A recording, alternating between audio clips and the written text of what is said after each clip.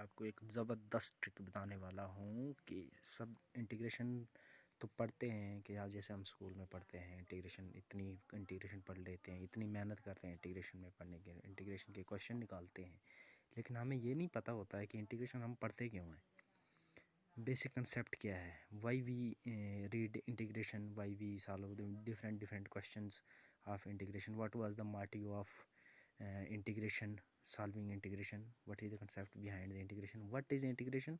आज हम इस वीडियो में ये सब चीज़ें पढ़ेंगे। तो सबसे पहले हम ये बताते हैं आपको कि इंटीग्रेशन है क्या।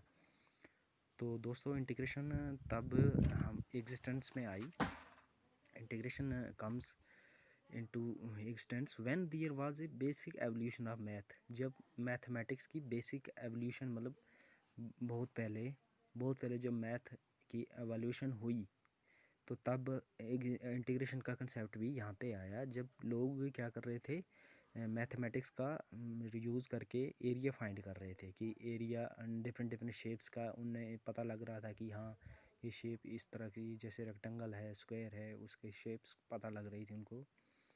तो जैसे कि रेक्टेंगल है हमारे पास, रेक्टेंगल का एरिया फाइंड करने के लिए उन्होंने, साइंटिस्ट ने डिस्कवर किया फार्मूला कि एरिया इस तरह की शेप्स का, हम जैसे कि इसका नाम रख लिया रेक्टेंगल, हम इसका एरिया निकाल सकते हैं लेंथ इनटू ब्रेड्थ। और जैसे हमारे पास एक और शेप है जिसकी सभी साइड्स इक्वल्स होंगी, तो उसका हम एरिया फाइंड कर सकते हैं उसका साइड्स का स्क्वायर करके।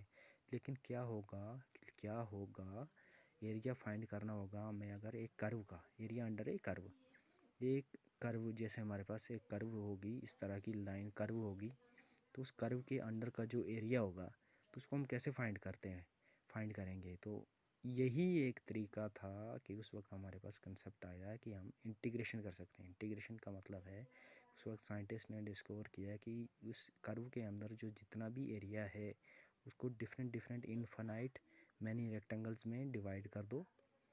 डिवाइड करने के बाद उन सभी रेक्टेंगल्स का सेपरेट एरिया निकाल दो। एरिया निकालने के बाद सब रेक्टेंगल्स का एरिया सम कर लो, तो हमें पूरे एरिया अंडर कर्व का एरिया जो अंडर कर्व है वो हमें मिल जाएगा।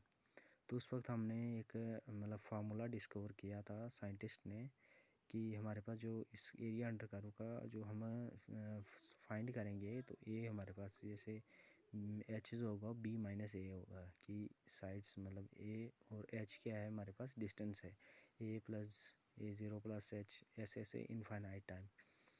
तो लेटर ऑन न्यूटन जो थे हमारे पास, उन्होंने एक इंटीग्रेशन का डिफरेंट वे में उन्होंने एक फार्मूला दिया कि हमारे पास जो एस है, एस मीन समेशन का जो साइन है, उसको हम डिफरेंट फॉर्म में लिखेंगे। डिफरेंट फॉर्म का मतलब है कि हम इसको लिखेंगे, इस एस को हम डिफरेंट फॉर्म में लिखेंगे ऐसे।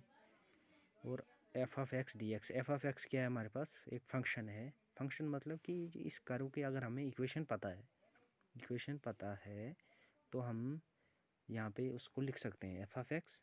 और डी एक्स क्या है, डिफरेंट रेक्टेंगल जो है उनका जो बीच में जो डिस्टेंस है उनको सम करना है फिर। और हमें ये पता होना चाहिए कि ये स्टार्ट कहाँ से हो रही है और एंड कहाँ पे हो रही है। तो ये हमें लिमिट पता होना चाहिए, यहाँ पर लिमिट, लोअर लिमिट। और हम जैसे हमारे बाद में सम कर लिए, जैसे हमारे पास इस इक्वेशन का 0 to, जैसे 2 रख लो इसको, 0 to 2 रखो।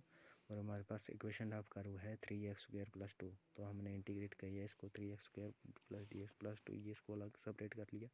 फिर xn dx का हमारे पास होता है x³ xn + 1 बटा n + 1, तो x² का हो गया x³ बटा 3 माइनस कांस्टेंट का हो गया 0, 3/3 x³ 0। तो हमारे पास ए निकल के आ गया 8, मतलब area under this curve is 8।